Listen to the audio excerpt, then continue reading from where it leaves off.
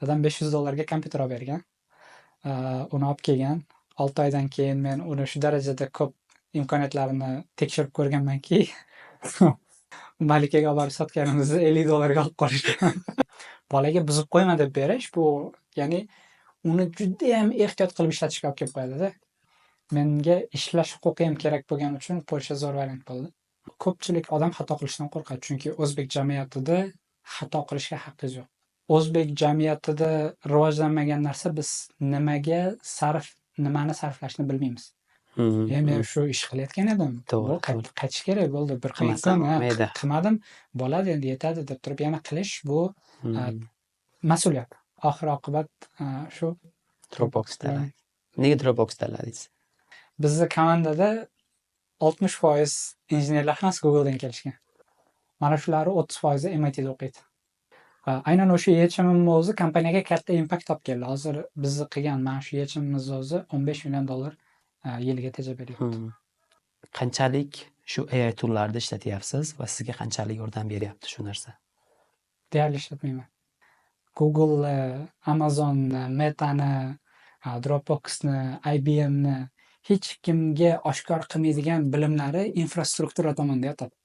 Hozir meni pozitsiyamga Amerikada 40 mingdan 48 minggacha oylik olishadi. I know you dedi. Men seni bilaman dedi. Qayerdan bilasan desam, kecha Python haqida shunaqa post qidirayotgan edim. Seni blog posting chiqib kelib qoldi dedi. O'sha yerda men blog post yozish qanchalik plusligini tushundim. Otabek podkastni boshladik. Assalomu alaykum. Keyingi podkastimiz Otabek Nurmuhammad bilan bo'lyapti. Qayerda bo'lyapti bro? Biz hozir Impactdamiz. Toshkentda. Xo'p, ozgina intro qilamiz. Ismim Vohidjon, Myunxen shahrida Google kompaniyasida ishlayman. O'zlaring bilasizlar, boshqa podkastlarimdan 7-8 yildan beri dasturlash bilan shug'ullanaman. Hozirda shunaqa qiziqarli videolar qilyapman. O'z haqida ozgina ta'rif qilsangiz. Ismim Otabek Nurmuhammad. Dropbox kompaniyasida senior software engineer lavozimida ishlayman. Undan tashqari 42 da co-founder bo'lib faoliyat yuritaman. Oddiy dasturchi. Yaxshi, hayot yaxshimi? Yaxshimi? Toshkent issiq, qarang, terlayotibman. Toshkent issiq, probkalar. Bir shahardan ikkinchi shaharga borish kamida yarim soat, 45 minut vaqt oladi. Shunaqa metroda yursangiz probkalar kam. Lekin metroning ichi probkada. Metroda ham odam ko'p, lekin. Odam ko'p, juda ham ko'p. Sichqonlar haqidagi video bor. Qaysi? Oqilib tushadi. Ishga hamma 9 da borib. Rat race deyishadi. That's food shunaqa. Lekin o'sha narsani o'zim Myunxenda yashab ishga bunaqada borib kelsam ham, shu metroda borib kelsam ham, o'zim shunaqa his qilmayman. Ratdek his qilmayman. Endi menda nima deydi? Yo'da Myunxenda hayot sal anaqaroq, sekinroq pace'da, hamma joyga shoshilgani yo'q unchalik. Masalan, Toshkentchalik yoki boshqa joychalik. Fikrimcha, gap pace'da emas. Gap infrastrukturada, ya'ni shaharni misol uchun infrastrukturasi qanaqa. Bizda anaqa system designda centralized degan tushuncha bor. Ya'ni hamma narsa bir yoqqa keladi. Bizda ahamiyat bersangiz, Toshkentni o'sha ba'zi hududlari bor, o'sha yerga hamma narsani o'sha yerga qurishganda odamlar bottleneck bor, ya'ni hamma o'sha yerga keladi. Menimcha aynan o'sha narsa probka yaratyapti. Agar siz buni distribute qiling, ya'ni bu narsani bu yoqqa, bu narsani boshqa hududga, yana narsani boshqa hududga qo'ysangiz, ba'zi narsalarni hududlararo misol uchun qilib chiqadigan bo'lsangiz, xuddi content delivery networkga o'xshab, ya'ni distribute qiladigan bo'lsangiz, fikrimcha hammasi yaxshi bo'ladi deb o'ylayman. Ya'ni bu muammoga yechim topiladi deb o'ylayman. To'g'ri. O'sha public transportdagi sharoitlarda ham yaxshilansa, adashmasam issiq, men oldinga borganim. Endi odam ko'p bo'lgandan keyin bir-biriga yaqin bo'ladi, tana issiq chiqadi. Konditsionerni parlatib urib bersa ham u foyda bermaydi. Baribir terlaysiz, odam bir-biriga tegadi. Shamollab qolasiz. Shamollab qolasiz, eng yomoni. Nyu-Yorkka borganimda shunaqa qilishgan ekan. Tashqari juda anaqa subwaydaman. Subway o'tiradigan joy, kutadigan joy juda issiq. Chunki tashqari trenlarni yo'lidan, trenlardan keladigan nima deydi, konditsioner qo'ysangiz uyingizga, tashqaridan turib, tashqari isib ketadi, ichkari sovuq bo'ladi. Ya'ni havoni chiqaradi, almashtiradi, to'g'rimi? U yerda ham shunaqa qilishganda, zdaniyalarni sovutish uchun konditsionerlar o'sha yerga qo'yilgan. Hamma issiq o'sha yerda, o'sha anaqasidan, hisobidan. Trenga o'tirganingizda esa muzdek. O'rtadagi farq juda katta. Qo'limda jaket olib yuribman. Tashqari chiqqanimda yechaman. Unga kirganimda, trenga kirganimda kiyaman. Bo'lmasam kasal bo'lasiz aniq. Da. Arab mamlakatlarida ham xuddi shunaqa holat. Shunaqami? Ko'chaga chiqsangiz isiysiz, ichkariga kirsangiz soviysiz, kasal bo'lish ehtimolingіз ham kattaroq. Bir kamerani tekshirib qo'yaman, men podkastda shunaqa qilib turaman. Bo'lmasam olmaydigan bo'lsak, o'zimiz gaplashgan bo'lamiz xolos. Xo'p, yaxshi, 4 minut 15 sekund olganmiz. Everything is good. Now we can relax a bit and then Super. Real podcast. O'qishlar qanday ketyapti? Adashmasam, siz hozir bakalavr o'qiyapsiz Varshava universitetida. Qaysi universitetda? Hozir men Polshada Lodz shahridagi University of Lodzda o'qiyapman. Bakalavr qaytadan o'qiyapman. Undan oldin Xitoy davlatini universitetida o'sha. Ko'pchilik bilmasa kerak bu haqida, adashmasam. Aytib bersangiz o'sha qilgan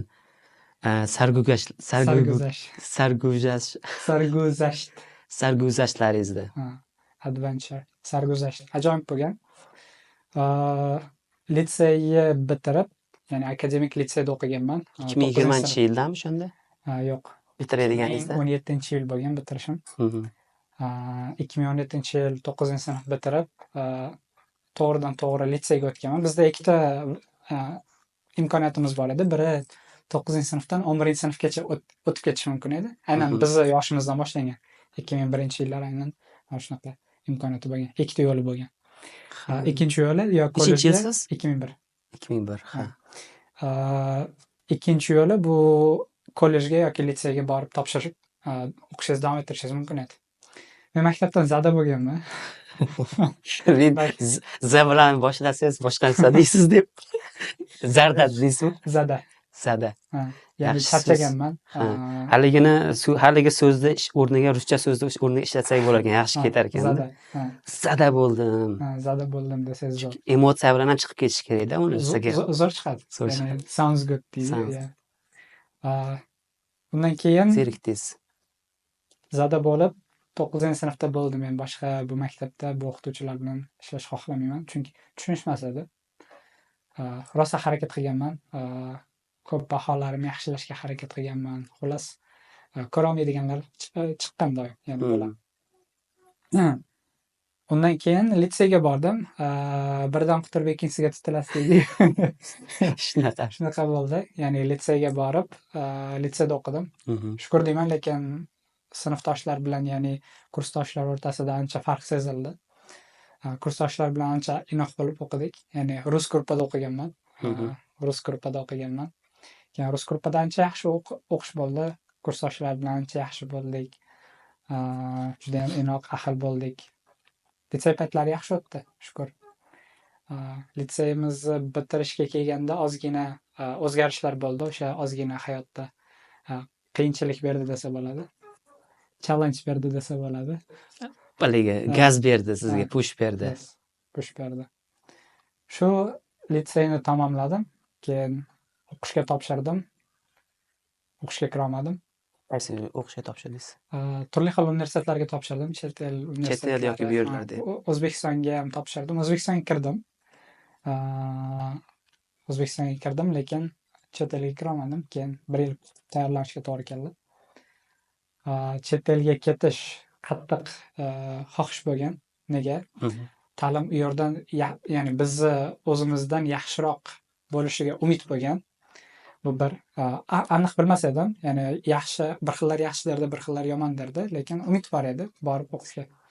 Ikkinchisi, o'zimni, ya'ni komfort zonamni tark etib boshqa komfort zonaga borish edi.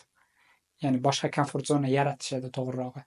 Ya'ni misol uchun hozir men uchun O'zbekistonda yashash bu komfort zona.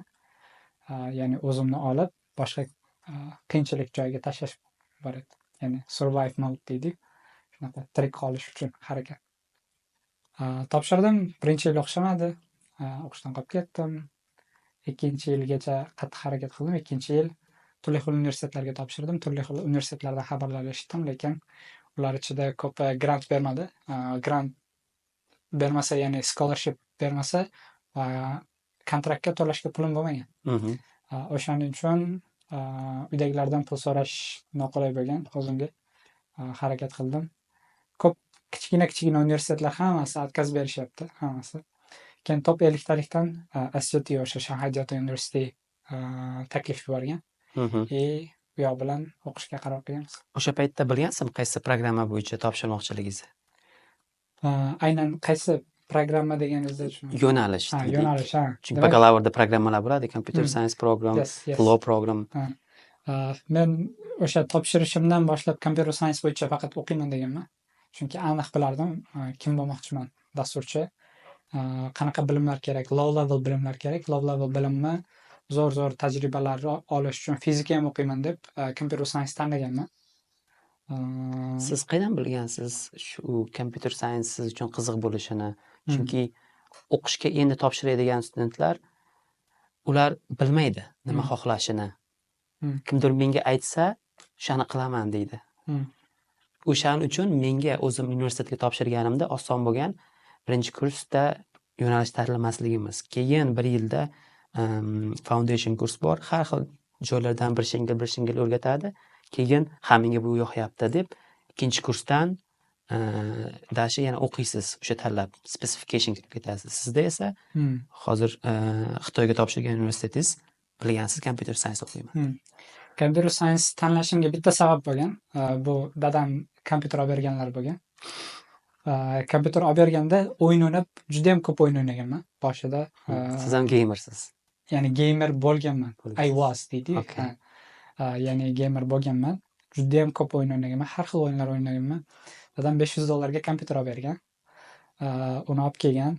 6 oydan keyin men uni shu darajada ko'p imkoniyatlarini tekshirib ko'rganmanki, malikaga olib borib sotganimizda $50 ga olib qolishgan. Next downgrade qilib berish qo'limdan kelgan. Lekin dadam bir juda ham zo'r gapi bor edi. Bolam, buzib qo'yma demas edi. Mana ishlat derdi, o'rgan derdi. Hozirgacha aytaman, eng yaxshi qilgan investitsiyasi aynan o'sha bo'lgan deb o'ylayman. Ya'ni bolaga buzib qo'yma deb berish, bu ya'ni uni juda ham ehtiyot qilib ishlatishga olib kelib qo'yadi-da. Limit qo'yib qo'yish bilan barobar. Ya'ni tasavvur qiling, siz nima deydi? Uzoqroq suzmoqchisiz, lekin sizga o'sha yerga devor qo'yib qo'yishgan. Uzoqqa ketma. Uzoqqa ketma deb qo'yishgan. To'g'ri. Uzoqqa bora olmaysiz, chunki o'sha bosim boshlandi-da. Halitdan bosim boshlandi. Aynan shu narsa bosim bo'lmagani computer science-dagi ilk qadamim deb o'ylayman. Ya'ni o'shanda 1 million Uzbek coders degan dasturni eshitib olib kelgan. Unga kirganman, o'qiganman, hech narsa tushunmaganman, chiqib ketganman. Keyin WSRS kursni qarab, o'sha yerda HTML, CSS, JavaScript o'rganish boshlaganman. HTML aytib qo'yay, men ancha oldinroq o'rganganman bu bilimlarni 9-sinf bo'lmasimdan oldin. Maktab davomidami? Maktab davomida o'rganganman. 8-7 sinflar paytimda kompyuterda o'tirib shug'ullanayotgan paytlarimni eslayman.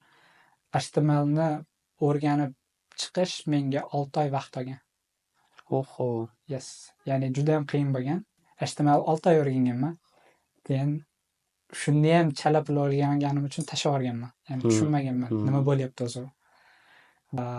Ingliz tilim unaqa zo'r emas edi, ozgina u yoq bu yoq chala pul edi. Lekin ozgina bo'lsa ham suhbat qura olardim, tushuna olardim. Ingliz tilim keyin 6 oy o'sha tashlab qo'ygan paytimda ingliz tilim ustida ozgina ishlaganman. Chunki doim rivojlanib borgandi. 6 oydan keyin yana qaytib kelganman. Bo'ldi, bu safar qattiq o'rganaman dedim, commit qildim. Qarasam, HTML CSSni bir haftada o'rgandim. Chunki eski bilimlar. Aynan bu narsani context switching deydi. Bu juda ham mashhur narsa, computer science ichida ham bor. Ya'ni asynchronous, misol uchun kod yozsangiz context switching bo'ladi. Birinchi ishdan ikkinchi ishga o'tishi. Bitta threadni o'zi sakrab o'tishi. Va bu narsa miyaga ham juda ham foydali ekan. Bu narsani anglab qoldim. Ya'ni context switch. Misol uchun bitta muammoni ustida 6 soat o'tiribsiz, chiqmayaptimi, yana o'tiraverishingiz xatoda. Demak, ko'ra turib borib aylanib kelsangiz ancha Любой boshqa ishni qiling, lekin o'sha ish emas. o'sha ishni qilmang, boshqa ishni qilsang miyangizda ozgina o'zgarish bo'ladi, ya'ni miyangiz dam oladi, keyin qaytib kelganingizda qayerdandir o'zi yechim kelish boshlaydi. To'g'ri. Chunki ancha Mindset o'zgargan bo'ladi-da. O'sha holatdan sizni miyangiz bo'lgan holat, o'sha turgan holati, o'sha muammoni yecha olmaydigan holatda turibdi-da. Bir aylanib kelsangiz o'zgarish bo'ladida, har xil narsalar, boshqacharoq narsalarni sinab ko'rasiz. Uni qiziq tomonichi, nimaga bunaqa sodir bo'lishi? Men ozgina miya haqida ham ko'p o'qib turaman, orada research qilib, ya'ni chunki qanaqa potensial mishatsam bo'lishi haqida ko'p o'ylayman. Misol uchun miya stress yaratib qo'yadi-da, hech olmayotganingiz uchun. Stress yaratadi. Bo'ldi, miya stress yaratdi, bu degani siz qancha urinmang yecha olmaysiz. Siz bitta narsa bitta qutqarishi mumkin, bu leave the room, ya'ni xonadan chiqib ketish. Bo'ldi, xonadan chiqib ketib boshqa ish qilib qaytib kelganingizda kayfiyat yana o'z holiga qaytgan bo'ladi. Ya'ni yurish, harakat qilish, umidlaringiz tushib ketmagan bo'ladi-da. Ya'ni umidlar yana qaytib o'sha holatga kelib qolgan paytida yana kelasiz, o'tirasizda, o'sha bu safar savol berish boshlaysiz birinchi kirganingizda. Ya'ni inson muammoni yechish uchun ko'proq savol berish kerak deydi, why? Why? Nega, qanday? O'sha ko'p savol berib, yechish boshlaysiz. Xuddi o'shanaqa holat bo'ldi. 6 oylik tanaffusdan keyin, ya'ni 1 yil HTML o'rgana olmaslik tanaffusidan keyin bir haftada o'rgandim. Undan keyin CSS boshladim. CSSda xuddi yana shunaqa holat yuz berdi. CSS 3 oy o'rgandim, qarasam o'xshamayapti. Keyin yana 1 oy, 2 oy atrofida tanaffus qilganman. Keyin qaytib kelib yana o'sha Flexbox, misol uchun Grid shu bilimlarni o'rganish uchun variable yaratish, undan keyin o'sha SCSS misol uchun Sasslar chiqib ketgan edi. O'sha narsalarni tushunib olish uchun ozgina tanaffus qilib kelganim, yana yordam bergan, yana o'tirib boshqatdan o'rganib chiqqandan keyin ancha tushunish boshlaganman. Demak, siz universitetga topshirganingizcha ba'zi front-end knowledge'lar bilgansiz. Shunaqa. Universitetga topshirib o'sha keyin gapingizni bo'ldim o'sha joyda. Siz keyin o'qishlarga topshirdingiz, shu universitet ismini Shanxay Transport Universiteti. Shanxay Transport Universiteti. Jiatong deydi. Hozir Shanxay Jiatong Daxue deydi. Keyin bordingizmi u yerda, o'qishni boshladingizmi? O'qishga bora olmadim. Vizani olib keldim. Uydagilar hamma xursand. Xitoyga ketyapti. Bir haftadan keyin bilet olamiz va men uchib ketaman. Afsuski, o'sha payt karantin bo'ldi. Hamma lockdown bo'ldi, yopildi. 2020-yil. 2020-yil bo'layotgan voqea. Ya'ni 2019 o'qishga kira olmadim, 2020-yil topshirganman. Va shunaqa qilib qolib ketdim. Va 2 yil davomida onlayn o'qidim. Onlayn o'qidingiz u yerda. Tuition free edi aytgancha. Shunaqa. Scholarship, to'liq scholarship edi. Hech nima to'lamayman. Ular menga hattoki grant ham berishgan. Ya'ni keyin ochilgandan keyin bordingizmi? 1 yildan keyinmi? Ochilish juda ham uzoq bo'ldi. Adashmasam 2022-yilni yozlariga ochilish boshladi. Men o'sha bahor o'zida chiqib ketgan edim. Universitetdan chiqib ketgansiz. Universitetdan chiqib ketganman, chunki art klasslari juda ham qiyinlik qilgan men uchun. Ya'ni Xitoyda agar o'qimoqchi bo'lsangiz, bilib qo'ying, ya'ni sizga har xil art klasslar o'tishadi. O'sha o'zbekchasiga art san'at, Xitoy san'ati, tarixi shular haqida ko'p o'tishadi. Ya'ni choy qo'yish, misol uchun karakter yozish, shunaqa uzun qalamlar bilan oq-qoraqqa yozib, buni time waste deb atardim-da. Ya'ni time waste qilish, misol uchun o'tirib choy qo'yib, choy uvol qilish waste u ham. Waste classes derdim. Ya'ni hamma narsani uvol qilasiz. Uvol qilamiz. Misol uchun bitta foydali bo'lgan tarafi bu o'sha wushu deydi, kung funi boshlang'ich qismi. Kung fuga kirib kelish wushu. O'sha wushuda o'zi aniq harakatlar bor, shu harakatlar bilan o'rgatadi. Shunaqa. Shu klasslardan yiqilganim uchun meni o'qishdan chetlatishga borishmagan, scholarshipimni olib qo'yamiz deyishgan. Men bu yoqda qolishga majbur emasman. Mayli 2 yil umrim ketgan bo'lsa ham, men boshqa joyda hali ham davom ettira olaman deb universitetlar qidirganman. Har xil universitetlarga topshirdim Yevropada. Menga ishlash huquqi ham kerak bo'lgani uchun Polsha zo'r variant bo'ldi. Yaxshi research qilgan ekansiz o'sha paytda. Shunaqa. Germaniyani ham Germaniyadan ko'rgan bo'lsangiz kerak. Germaniyadan o'qishga taklif oldim. Qaysi Italiyadan universitetdan? oldim. Adashmasam Tumni oldingizmi? ha. Top universitet. Top edi. Borishga rosa harakat qildim, lekin full time ishlash imkoniyati yo'q edi. O'zingizda siz anaqa qilmoqchi bo'lgansiz bu yoqda. O'zim qoplab, ta'minlamoqchi imkon bo'lgansiz. qadar uydagilardan Yordam so'ramaslikka harakat qildim. Keyin Tumdan adashmasam to'liq grant olmadim. O'sha tarafi ham bo'ldi. Italiyadan bitta universitetdan oldim va Polsha keldi. Polshadan o'sha Vistula degan juda ham mashhur universitet bor va University of Lodz.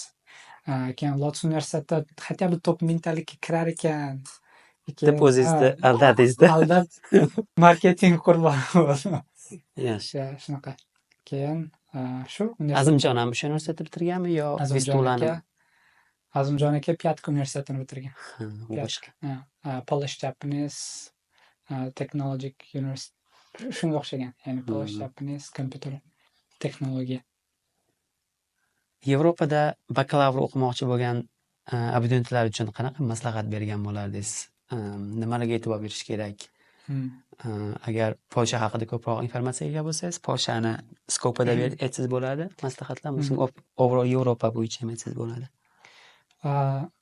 Bu mavzuda maslahat berishim juda ham qiyin, chunki ko'p universitetlar haqida bilimim yo'q.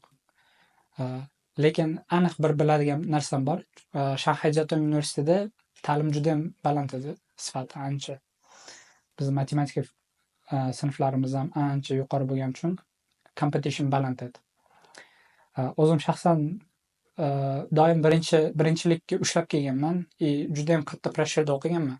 Asosan kunim ertalabdan kechgacha o'qish bilan o'tib ketardi. Shuning uchun, ya'ni u yoqdan Polshaga kelishim men xuddi anaqa Tenex engineering modga o'tish bo'lganda, ya'ni downgrade bo'lgan, shu 10 karra pastga tushib qoldim. Keldim, qarasam bog'chaga o'xshar edi. Ya'ni hamma narsa chill, oson. Hozir ham mana O'zbekistondaman. Faqat u yerga ekzamen uchun boraman, ekzamen topshiraman. Anaqa semestr boshida ekzamen topshiraman.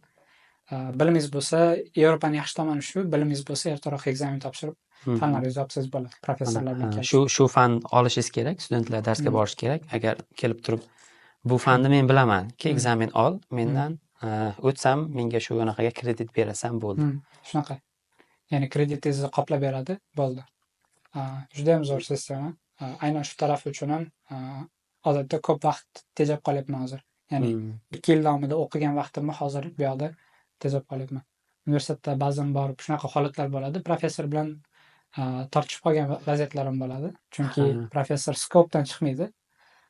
Siz skopdan chiqib savol bersangiz, javob bera olmasdan keyin qoldirib qochib yuraveradi keyin. Qiynalgansizda professorlar siz.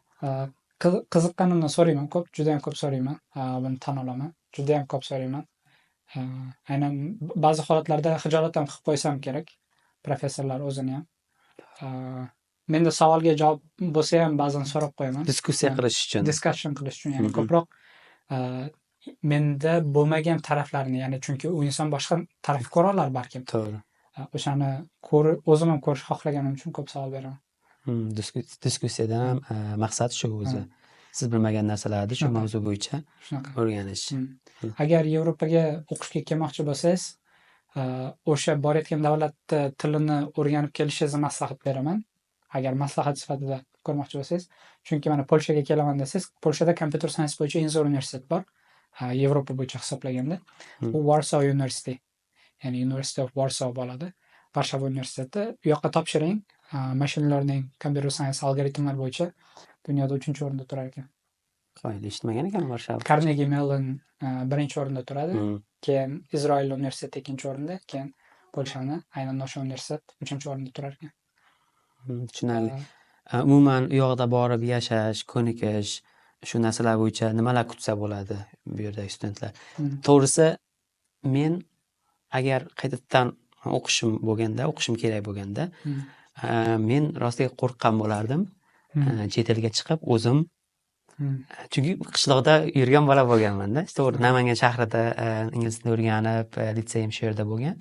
Lekin men uchun Toshkentga kelish o'zi katta jasorat bo'lganda, kelib bu yerda o'zimni tenglarimni topib, o'zimni joyimni topib, o'zimni nonimni topib deylik, o'zim tanishlarimni topib hayot qurish men uchun bu yerda ham ancha 1 yil, 1,5 yil to'rtingiz bo'lgan, lekin anaqa borda, qiynalchiliklar bor. Endi siz qishloqdan turib menga Varshavaga bor yoki Myunxenga bor deydigan bo'lsangiz, hell no derdimda. Yo'q, to'g'ri jasurlik bo'lishi kerak, lekin bunchalik emas derdim. O'shanga ham o'zimni singlim, ukalarim uchun aytaman, balkim bu yerda Toshkentda bakalavr o'qi, keyinchalik magistratura qilish kerak bo'lsa, chet elga chiqasan degan o'y bor. Biz ozgina o'ylab ko'rdik, o'tirib, ko'p gaplashib, har xil insonlar bilan gaplashib, xulosaga keldik. Aynan mana shu mavzu bo'yicha inson hech qachon pulini, resursini emas, balkim komfortini risk qiladida. Ya'ni komfortingizni risk qilasiz. Misol uchun, hozir otangiz oldidasiz. To'g'ri. Otangizni oldida siz komfortli hayotdasiz.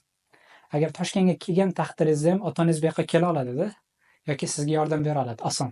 To'g'ri. Tanish bilishchilik topib. Endi umuman sizga komfort yo'q joyni tasavvur qilib ko'ring endi. Ya'ni meni aynan Polshaga borishim xuddi shunaqa bo'lgan. Men ba'zi narsalarni kutib o'qiganman, ya'ni expectationlarim biroz balandroq bo'lib qo'ygan.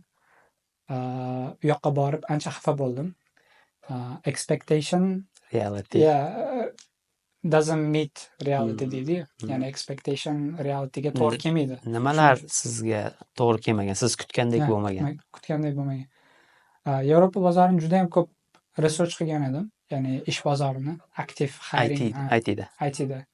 Active hiring bo'layotgan. Chunki o'zim o'sha Polshaga borishimdan oldin Finlandiyaning kompaniyasida ishlaganman, kontraktor sifatida. Yaxshi bo'lgan. Ular full time'ga olib qolamiz bo'ldi, davom etamiz degan paytda biznes taraflama ozgina qisqartirishlar bo'lib qolgan. Borganingizda shu narsa bo'lgan. Ya'ni siz borganman, 1 oy ishlaganman, shu bilan tugatishga to'g'ri kelgan. Ozgina saving qilganman, savinglarim yordam bergan.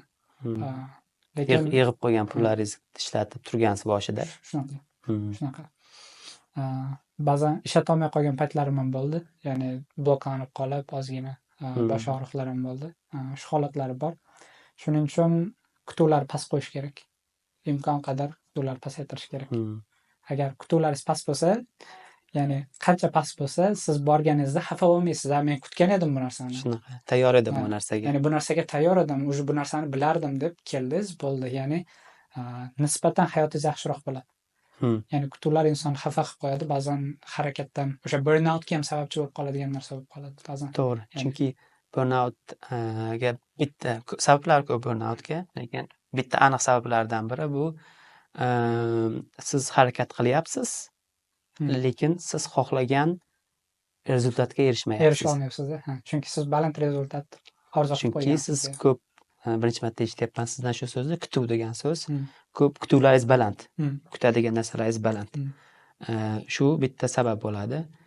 Yana nimalar siz xohlagandek, siz kutgandek bo'lmadi Polshada? Universitet. Birinchi universitet, keyin finansiviy muammolar bo'ldi boshida, birinchi yil borganingizda. Havosi ham yordam bermasa kerak. Havo lekin ancha yordam berdi. Havo yaxshi emas-ku. Siz yaxshi paytda borganmisiz? Yoz paytdami? Men kuz paytda borganman. Ya'ni sentyabr oxirlariga borganman, 25-sentyabrda borganman. Havo zo'r bo'lgan boshida. Kuz paytida juda ham ajoyib havo bo'lgan. Men Varshaga borganimda ham kuzda. Siz bahorga kelgansiz. Bahorga kelganman. U ham yaxshi edi-da. Yaxshi, juda ham yaxshi. Eng zo'r paytda. Eng zo'r paytda. Lekin juma kuni eslayman, necha kun 10 kunga kelgan bo'lsam, 7-8 kunga kelgan bo'lsam, juma kuni qolgan payt havo zo'r bo'ldi-da. Veliklarda yurdik, anaqa bilan, Azimjon keyin yana bir ikkita bolalar bilan har xil joylarga bordik. Jahongir aka ham o'sha yerda edi. Zo'r bo'ldi. Bir kuni juma kuni havo birdaniga o'zgarib ketdi. Shu bitta anaqa bo'ldi. Ko'rdim, aslida havo qanaqa bo'ladi? Qishda yoki kuzdami, bahorda boshlaridami? Rostga depressing bo'lar ekan. Shunaqa deydi, qorong'i xonaga tushib qolgandek, Harry Potter bo'lar ekan. Uni ustiga 20 Google'da ofis nechinchi etaj? 25 31da u ham qo'shimchanaqa beradi. Tepadan turib ko'rasiz bulutlarni. Kayfiyatingizga ta'sir qiladi-da. Xohlang, xohlamang. Shunaqa terasga chiqib, Azimjon aka bilan Google'da ofisda tepadan qarab siqilib o'tirardik. Siqilib o'tirardik. Eslaymiz u kunlari. Juda ham kulib maza qilib eslaymiz. Shunaqa. Depressing bo'lgan, to'g'ri. Chunki Polshada havo qoraymaydida, u jigarrang holatga kelib qoladi. Shunaqa, ya'ni ob-havo dasturingiz bo'lsa, kirib ko'rishingiz mumkin. O'sha aynan kuzgi paytlarda, qish paytlarida ko'rsangiz juda ham anaqa tekshirib ko'radi. shunaqa yomon holatlari bor. Xo'p, 28 minut olyapmiz.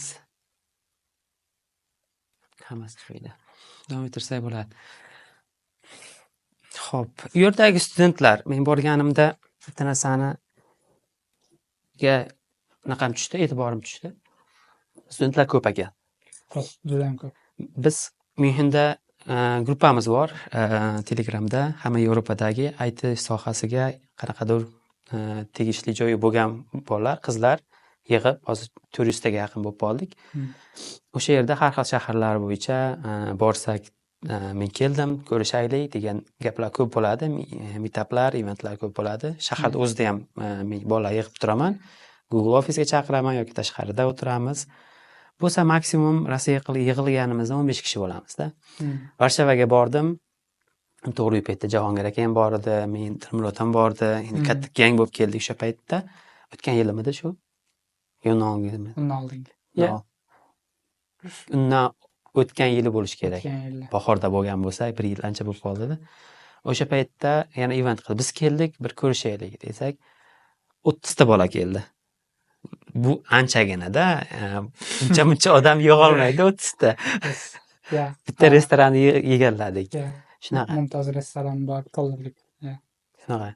Lekin yana bitta narsaga e'tiborim tushdi. U yerda studentlar ko'pi qora ish bilan ham shug'ullanadi, o'qishdan tashqari. Va ko'pi kelganlar ITga qiziqish bor, harakat qilib yuribdi, lekin opiti bo'lmagani uchunmi yoki bilmayman, yo vaqti bo'lmagani uchunmi shu o'zini yo'nalishida ishlagani qiynalishyapti. Даже siz aytyapsiz, Varshavada, Polshada ham o'qib, ham ishlasa bo'ladi qonun tarafdan. Shularga qanaqa sizni fikrlaringiz? Talabalar ko'p, ish o'rni ham ko'p, lekin talablar baland. O'sha talablarga talabalarni bilimi yetmayapti. Ana shu narsa Polshadagi talabalarda juda ham ko'p uchraydi.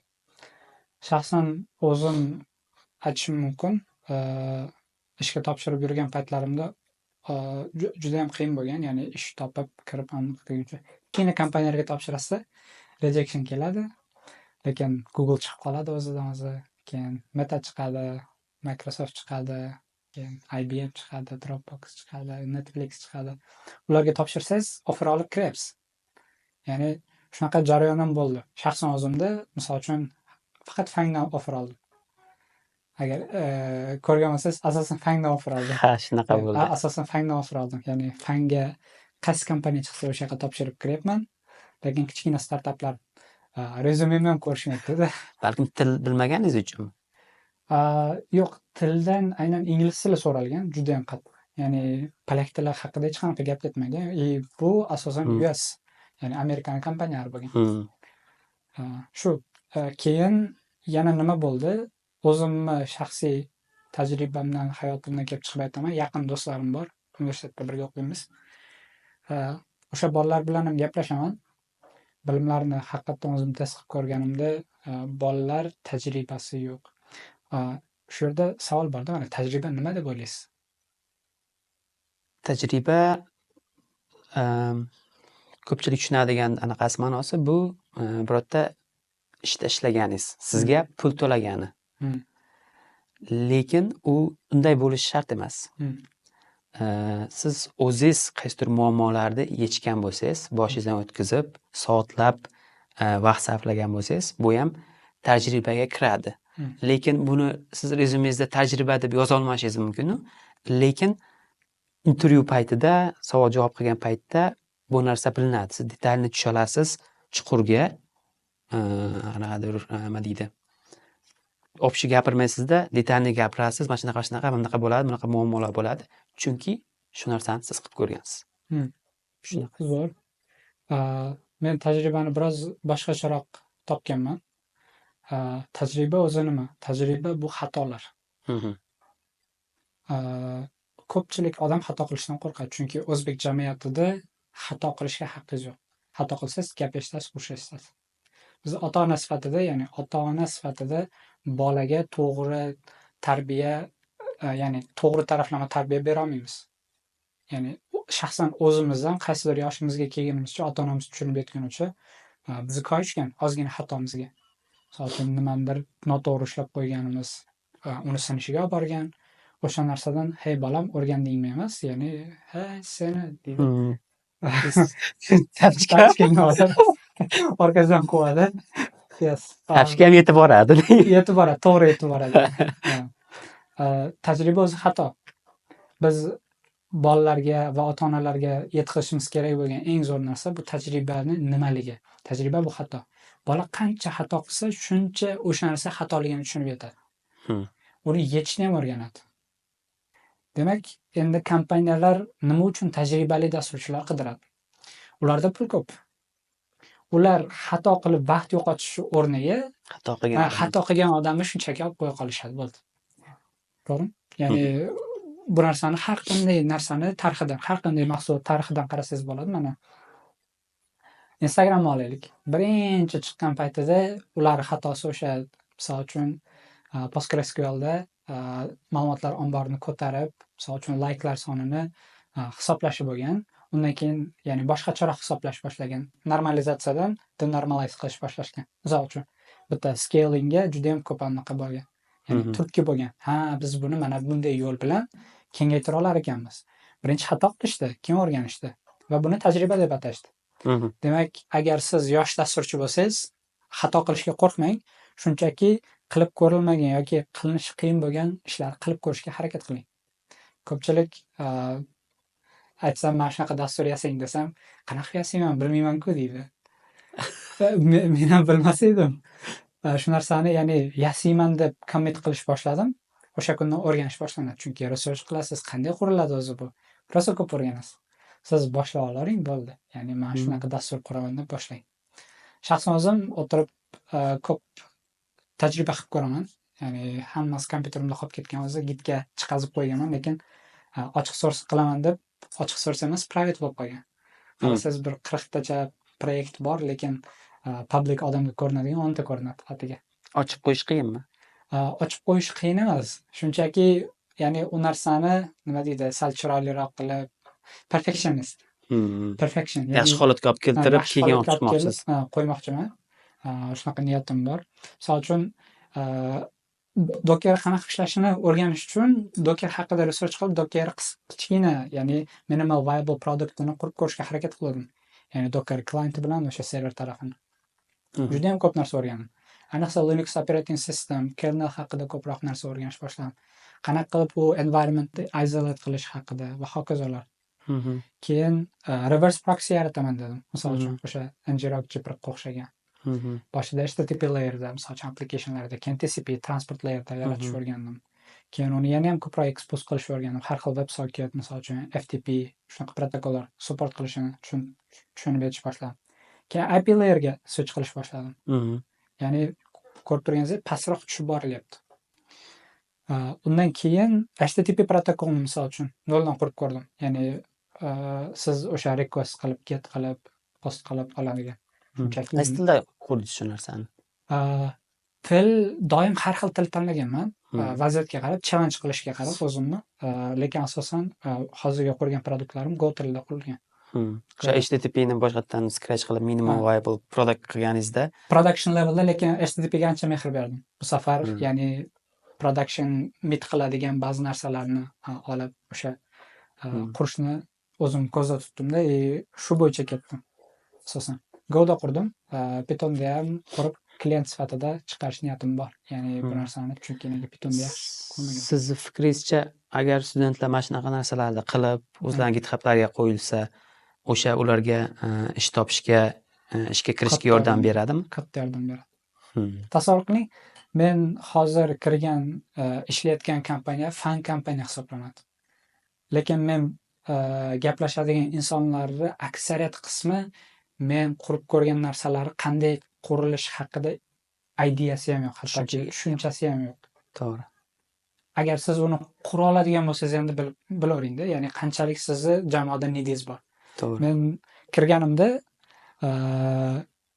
rosa ko'pchilik so'rashdi. Direktor mitingda turib so'rayapti. Chunki biz mitinglarimiz shunaqa, ya'ni direktor ham qo'shiladi. 2x o'sha skip menejerlar ham hamma jamoa bir haftada bir marta yig'iladi. Hamma qiziqib so'rayapti. Blogingni o'qidik deyapti. O'sha hiring bo'lishimdan oldin bloglarimni o'qib chiqishgan. Zo'r. Keyin qiziqib anaqalar har xil savollar berish boshladi u yoqdan bu yoqdan. Keyin kichkina mitinglarda ham ba'zi improvementlar haqida, ya'ni qilishimiz mumkin bo'lgan feedbacklarimni aytib, o'shalarni tushuntirib berganimda hamma menga qarayapti-da, you can do that deb. Ya'ni qila olasanmi deyapti. Keyin aytdim, ha dedim. Shunaqa qilib, ya'ni responsibility olish boshladim. O'sha narsa bilan hozir mana komandada juda ham kerakli inson sifatida shakllanib qoldim menimcha. Onboardingda hamma proyektini qilsa, men boshqa timlarga yordam berib yurdim. Qarangda, shu narsalarni qilgani odamga vaqt kerak, tinchlik kerak va commitment kerak, to'g'rimi? Endi Polshadagi o'qiydigan bolalarni oladigan bo'lsak, ularda vaqt bormi shu narsalar qilgani? O'tirib, HTTP'ni Scratch'dan yozib chiqib, uni yozib chiqish uchun research qilib, ba'zi narsalarni o'rganib, programming language'larni o'zini birinchi o'rganib, birga texnologiya o'rganib, shunaqa deep dive qilgani studentlarda yetarlicha vaqt bo'ladimi? O'qishdan tashqari. U insonga qarab ba'zilarda ba'zilarda yo'q bo'lishi mumkin. Men hech kimni ayblashni istamayman. Ya'ni bu narsada o'zlari qilmayapti, unaqa emas. Ya'ni balkim ularda haqiqatan bu narsaga vaqt yo'qdir. Men aniq bilmayman. Lekin men ko'rgan insonlarda odatda vaqt bor. Shunchaki priority qilishni bilishmas ekan. Bizda o'zbek jamiyatida rivojlanmagan narsa, biz nimani sarflashni bilmaymiz. Misol uchun pul sarflashni bilmaymiz, vaqt sarflashni bilmaymiz. Pul topish oson. Vaqt topish ham oson. Sarflash qiyin. Misol uchun Instagramga sarflab qo'yasiz. Vaqtingizda. Ya'ni osonda. Telefonga sarflab qo'yasiz, eng oxirgi telefonga. Ya'ni siz o'sha yerda prioritize qilishni bilmaysiz. Ya'ni menga foydami yo'qmi? Savol berish bilmaydi. Chunki savol bermaydi har bitta qilinayotgan spend qilayotgan narsasida. Misol uchun resurs, ya'ni inson resursi cheklanganda. Meni fikrim, biz agar sarflashni o'rgansak, topishda boyib ketaveramiz. Agar siz 7000 topib 6000 xarajat qiladigan bo'lsangiz, boyimaysiz hech qachon. To'g'ri. Ya'ni biz sarflashni bilmaymiz deb o'ylayman. Aynan o'sha men tanigan bolalarda ham sarflash bo'yicha muammo bor. O'zlari aytadi, o'zim majburlanmayapman deb. Disiplina kerak albatta. Responsibility ko'proq kerak deb o'ylayman. Ya'ni disiplina buziladi-da, kasal bo'lib qolsangiz buziladi, safarga chiqib qolsangiz buziladi. To'g'ri. Yes. Agar responsibility bo'lsa, sizni o'sha disiplinaga qaytarib olib kelib qo'yadi. Men shu ish qilayotgan edim. Qaytish kerak bo'ldi. Bir qilmadim, bo'ladi endi yetadi deb turib yana qilish, bu mas'uliyat. Tortib, bu olib kelib yana stulingizga o'tirgizib qo'yadi o'sha. Mas'uliyat. Menimcha mas'uliyat. Mening mas'uliyatim ota-onam bo'lgan shu paytgacha. Ota-onamni xursand qilaman deb doim so'z berib kelganman-da. Endi o'sha bergan so'zim hech yodimdan ketmaydi har bir qilayotgan ishimda. Menimcha o'sha bergan va'damni bajarish uchun juda ham ko'p harakat qilsam kerak deb o'ylayman. Va'da berish, uni ustidan chiqish, chunki o'zlari ham so'raydi, nima bo'lyapti deydi, qalay deydi. Endi xijolat bo'lasiz, ya'ni o'xshamayapti deyish ham bo'lmaydi. Ya'ni bir kun o'xshashi kerak. Ular ham tushunadi, lekin shunda ham mas'uliyatim, ya'ni his qilishim uchun ko'p yordam berishgan. Westminsterga grantga kirganman-da. Nimaga grantga kirganman deymi? Chunki opam grantga kira olmagan.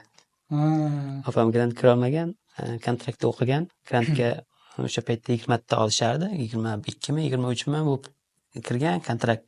Uydagilar bankdan qarz olib, u yoqdan bu yoqdan qarz olib tinov qilishgan, harakat qilishgan, to'lashgan. O'sha kuni eslayman, opamda javob chiqqan, shunaqa grant kontraktga kiribman degan. Keyin endi uydagilar nima qilishadi? Uyda puli yo'q, Westminsterda o'qitgani. Oddiy moliyaga ham kirgan, moliyaga kirgani, endi bir narsa eplasa bo'ladi-yu, o'shanda ham qiyin. Westminsterga o'qitgani $3000 o'sha paytda 5000 edi, 2000, 3000, 5000.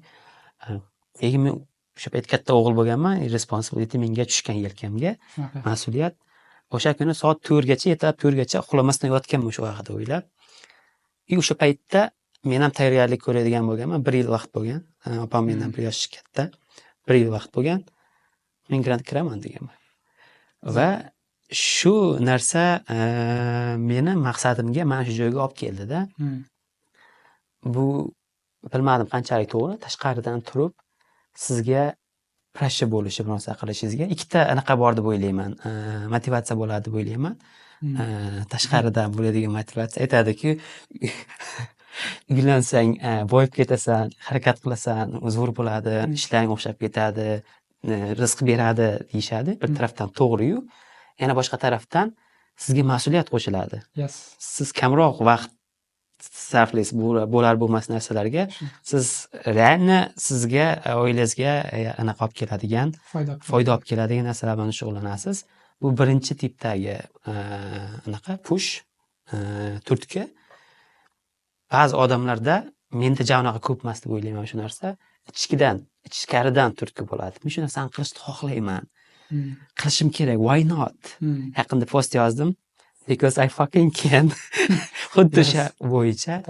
Chunki qaysidir momentga yetganingizdan keyin uydagilaringizda pul bilan ta'minlasiz, hayotingizni yaxshilarsiz, o'zingizni hamma ehtiyojlaringizni qoniqtirarsiz. Keyin undan keyin sizni push qiladigan tashqaridan anaqa bo'lmaydi-da, motivatsiya bo'lmaydi keyingi anaqa uchun. O'sha joyda odamni o'zida intrinsic deydi, internal push bo'lish kerak. Shu narsani qilaman, chunki qo'limdan keladi. Chunki shu narsa zo'r narsa degan narsa bo'lish kerak. Fikringiz qanaqa shunga? Albatta qo'shilaman. Bitta Yunoniston faylasufilar bitta gapi bor edi. Agar tanangga patday muomala qilsang, tanang zaif bo'lib qoladi deydi. Agar tanangga qilichday muomala qilsang, tanang qilich kabi o'tkir bo'ladi deydi. Ya'ni sizni pressureda bo'lishingiz, ya'ni erkak kishiga ko'proq tegishli bo'lsa kerak deb o'ylayman. Ya'ni siz qanchalik ko'p pressureda bo'lsangiz, siz o'shanga o'rganasiz. Demak, bu degani siz o'sha baland pressure bo'lsa, ya'ni baland bosim bo'lsa, o'sha bosimga o'rgandingiz, uni pastga ham chiday olasiz, o'shanga ham chiday olasiz degani. Ya'ni undan yana balandiga chiqadigan bo'lsangiz, yana ham kattaroq bosimni ko'tara oladigan inson bo'lib yetishasiz. Ya'ni hayot o'rganishdan iborat-da. Asosan o'rganasiz. Qo'shilaman. Shunaqa. Dropbox haqida gaplashsak. Intervyu protsessi jarayoni qanday bo'ldi? Ungacha topshirdingiz ba'zi boshqa kompaniyalarga. Shu haqida qisqacha yoki xohlaganingizcha gapirsangiz bo'ladi. Xohlaganingizcha vaqtimiz ko'p, hali bemalol. Qisqacha yoki zoom detalniy. Dropbox ajoyib kompaniya. Men juda ham qiziqtirgan tomoni top down emas, bottom up approach qilishi. Misol uchun Google'da o'zim ko'rgan narsam, tepadan sizga buyruq keladi, siz o'shani qilishingiz kerak. You must have. Ya'ni sizda boshqa variant yo'q. Dropbox kulturasi o'ta o'ziga tortgan tarafi, injenerlar nima qilishni o'zlari qaror qilishadi va biznesga qanaqa impact keltirish injenerlar qo'lida. Ya'ni eski Google eski paytlar shunaqa bo'lgan ekan. Shunaqa bo'lgan. O'zim eshitishim bo'yicha. To'g'ri gapingiz. Men birinchi 3 yil oldin Google kirganimda, meni bitta bola kutib olgan. To'g'ri, komandada sen yangi qo'shilibsan, taniganimdan xursandman. Menim shunaqa, ismim shunaqa. Bu yerda 2 yildan beri ishlayman. Sen men menejer bilan gaplashdim. Sen katta ehtimol bilan meni komponentimda birga ishlaymiz. Ishlar ko'p shu joyda degan. Bo'ldi, zo'r o'rganamiz. Keyin 1-2 oy o'tyapti. Aytayman, nima ish qilishimiz kerak? deb so'radim undan. Hmm. O'zimiz research qilamiz, o'zimiz qaror qilamiz nima ish qilishni, nima muhimligiga qarab desam, bundoq qarab turib menejer yoki tepadagilar aytmaydimi bizga nima qilishni? Yo bro, like it's over deyapti. You have to decide. Na, endi sen o'zing qilasan hammasini Shunaqa. deyishyapti.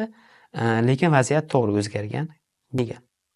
Meni fikrimcha, kompaniya Katta, juda ham katta. kattalashgani sari bu qandaydir ta'sir ko'rsatar ekan, lekin baribir aytgan bo'lardim, Google'da hali ham bor shu narsa, komandaga bog'liq.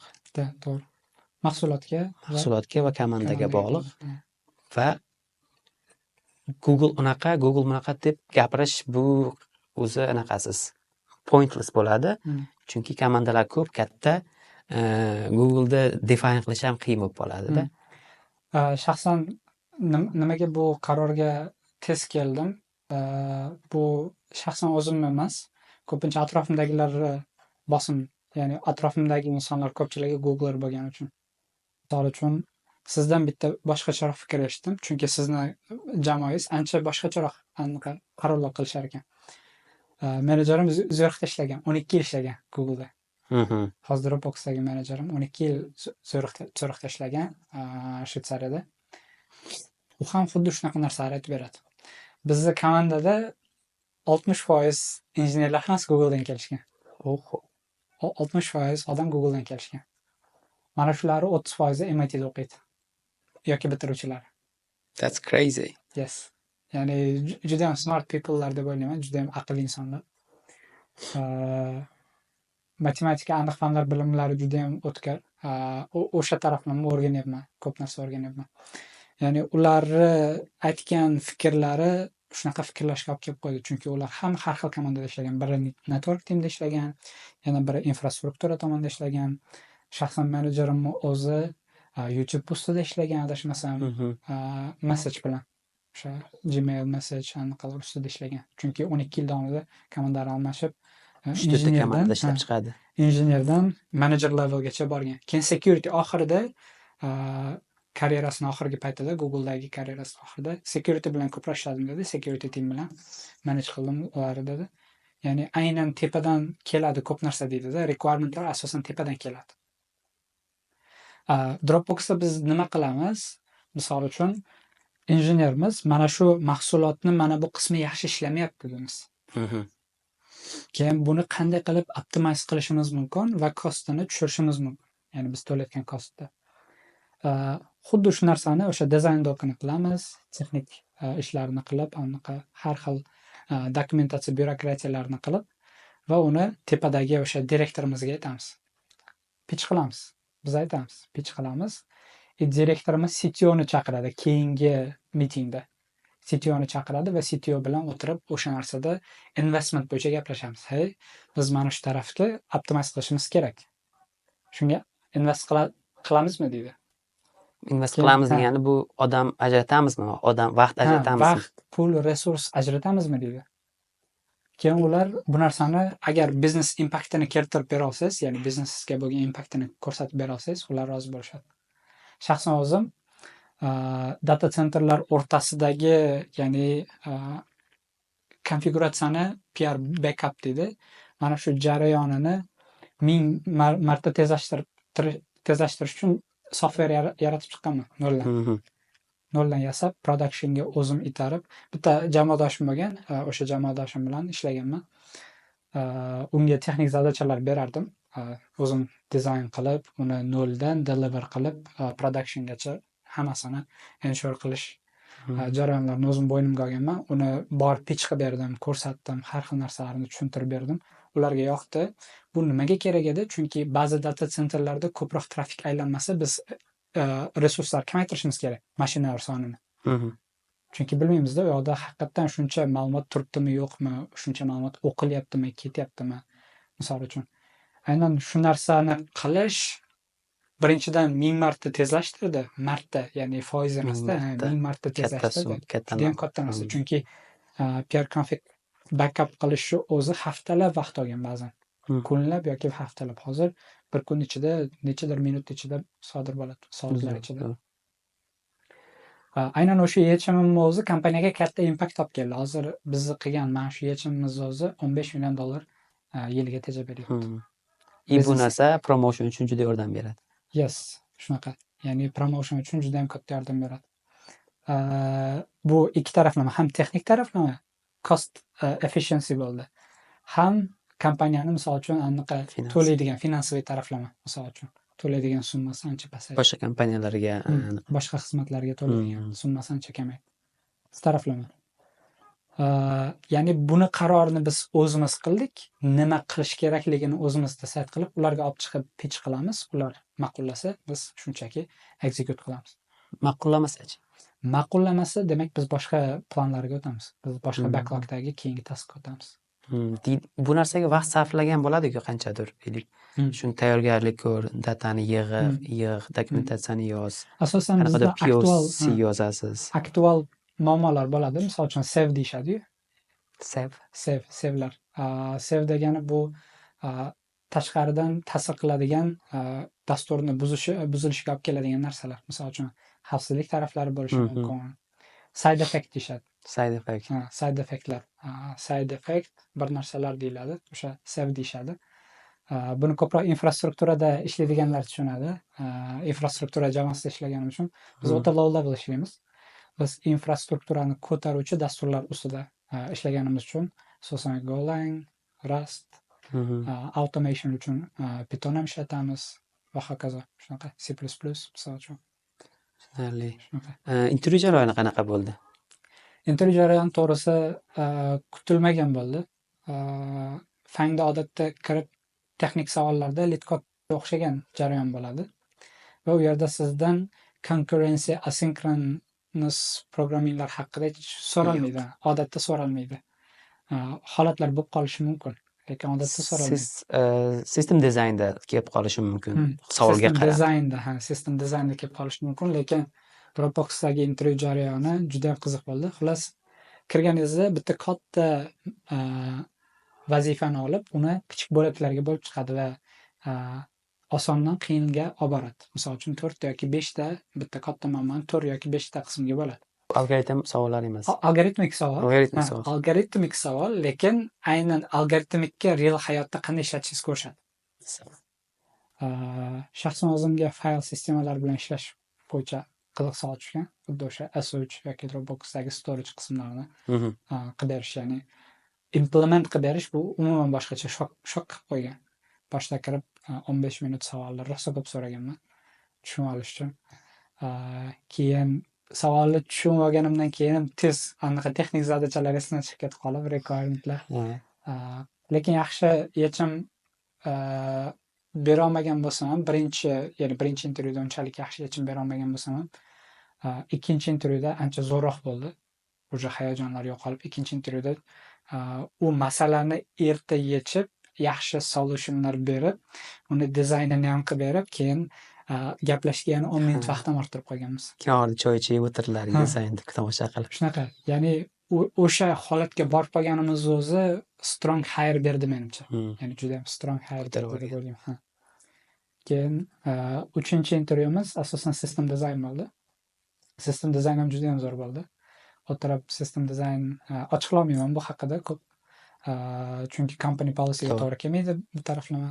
Ya'ni company policy. U paytda siz kandidat bo'lgansiz. Yes. Kandidat hiring policy to'g'ri kelmaydi. Hiring policyga ham to'g'ri kelmaydi. Yes.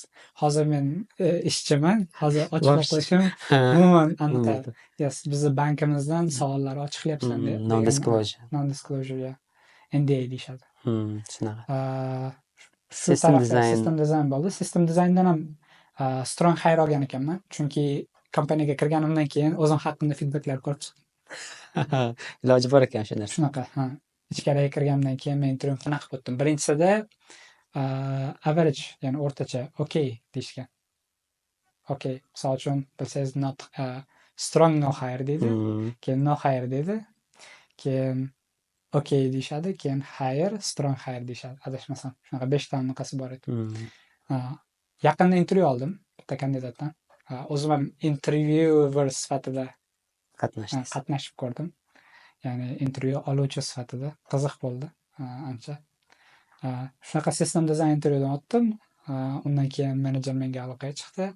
Keyin jamoani tushuntirdi, nima ish qilishlarini. Jamoasini rosa sotdi, harakat qildi. Keyin oyliklar haqida gaplashildi. Kelishuv bo'ldi va kontrakt keldi. Kontraktlar kutdim. Metadan, Google'dan va Dropbox'dan, IBM'dan hammasidan offer keldi. Keyin oxir oqibat shu Dropbox tanladingiz. Nega Dropbox tanladingiz? Birinchidan remote first company, ya'ni istalgan joydan remote ishlasa bo'ladi. Hozir ham ishlab yuribsiz O'zbekistondan turib. O'zbekistondan turib ham ishlasam bo'ladi. Ya'ni bu narsa xalaqit bermaydi. Ofisimiz yo'q, ofisga borish, anaqa qilish. Timur o'qishda ham o'qiyman. Aynan o'qishga borganimda qiyin bo'ladi. To'g'ri. Ofisga borib ishlash, ba'zan ofisda bo'lmay qolsangiz ham bo'lmaydi. Shuning uchun hozircha eng yaxshi variant shu bo'lib turibdi. Shu bo'ldi. O'sha yo'lni tanladim. Offer jihatidan ham yaxshi variant bo'ldimi? Ha. Google'dan ham ko'p berdimi? Google'dan ko'p berdi, Metadan ko'p berdi. Necha prosent ko'p berdi? Metadan ko'p bermadi, Meta ancha ko'proq taklif qilgan edi. Londonda faqat. Shu tarafi bora olmadim. Keyin stajirovkaga o'tkazib beringlar dedim. Yozdim. Hop, ishga kirishamiz dedi. Harakat qilishdi, lekin joylar soni to'lgan. Ololmaymiz deydi. Ishga kirib turib stajirovka so'radingiz. Yes. O'zi junior pozitsiyaga topshirganman. E3 deyshadi. Keyin E3dan E4ga ko'tarishdi, ya'ni engineering 4-chi pozitsiyaga ko'tarishdi. Enterprise engineer deyshadi ular. Keyin sen junior emas, middle ekansan deb ko'tarishdi. Intervyu jarayonlaridan keyin. Keyin middle'da Metada system design bor ekan. Ogoh bo'ling, system designga tayyorlaning. Keyin undan ham o'tdim va offer jo'natishdi. To'g'riroq qilib aytadigan bo'lsak, final offer emas. Ba'zilari o'sha example ko'rsatishgan, chunki oyligingizni siz xohlayapsizmi yo'qmi, o'sha kelishuv bo'ladi, negotiation jarayoni.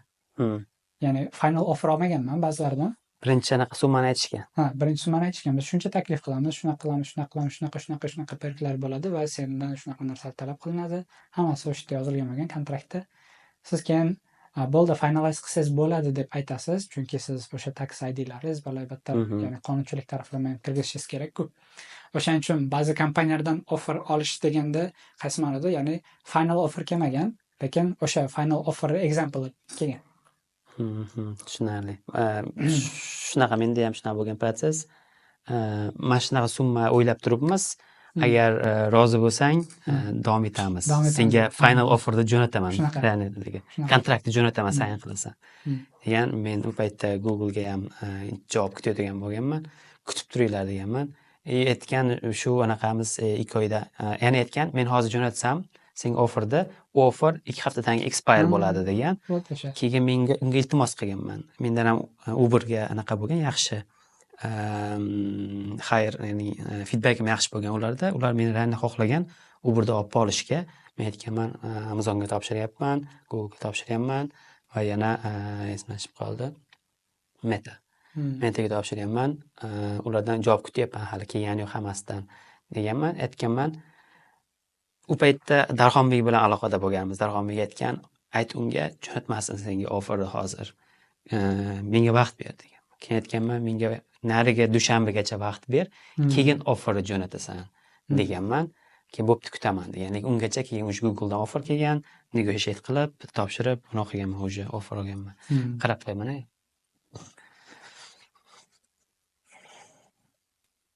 Xo'p, olyapmiz 1 soat 2 minut. Shunaqa qiziq. Final offer olishdan oldin shu narsalarni o'rganib chiqing, chunki haqiqatdan aytganlaridek, final offer olganingizdan keyin 2 haftaning ichida javob aytmasangiz, offer kuyib ketadi. O'zini har xil nyuanslari bor. Bu har xil kompaniyaga har xil bo'lsa kerak. Misol uchun Meta'ning offeri uzoq turdi menda. 2 oycha turdi. Ya'ni berishgan o'sha example offeri 2 oy turdi. Rekruter lekin har 2 haftada yozardi. Nima bo'ldi, qaror qildingmi? Keyin oxir oqibat sign-on bonus beramiz deyishdi. Sizni motivate qilish uchun kelishga. Ya'ni kelishga, o'sha Londonga ko'chib o'tishga sign-on bonus beramiz deyishdi. Sanon bonusi ham yaxshigina taklif qilishdi. 40,000 funt sterling taklif qilishgan. Yeah, that's big. Yeah. 40,000 taklif qilishdi. 50 ga boradimi yevroda?